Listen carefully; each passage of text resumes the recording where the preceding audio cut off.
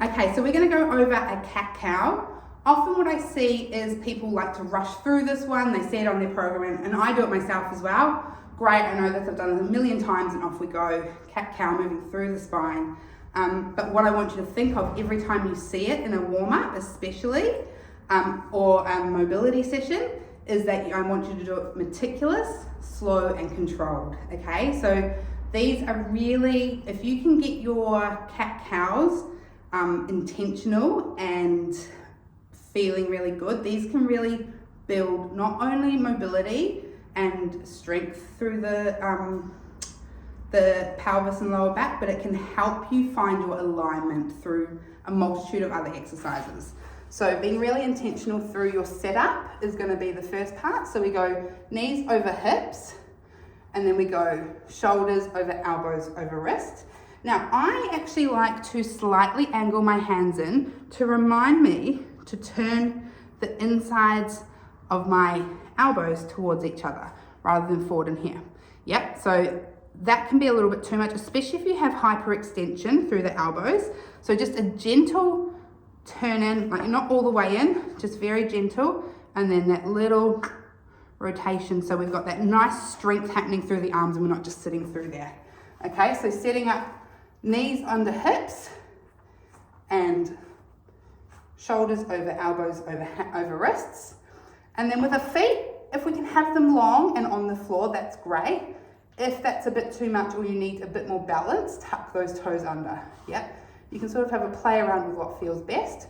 This I like because it stretches out your feet as well a little bit, but this one can get those toes if you need a little bit of toe work.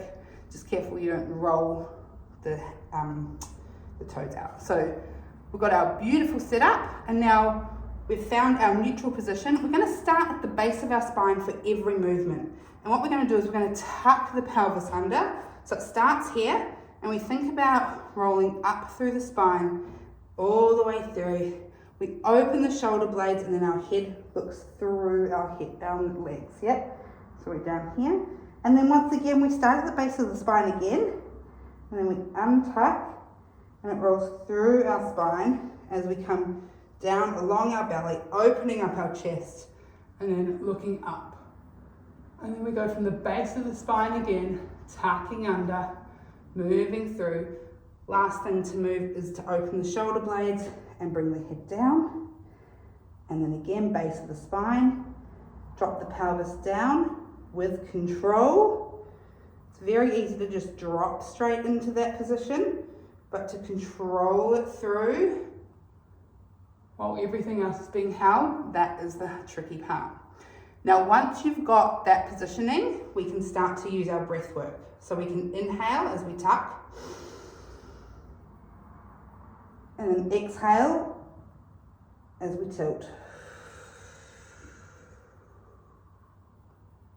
Inhale.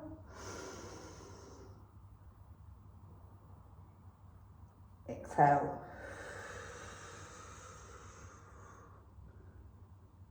Wonderful. If going straight into that is too hard, just remember to keep breathing.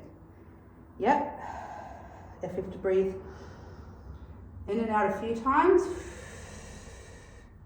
as you're moving, that's fine too. Working towards one breath, one movement for this exercise. All right, those are your cat-cows.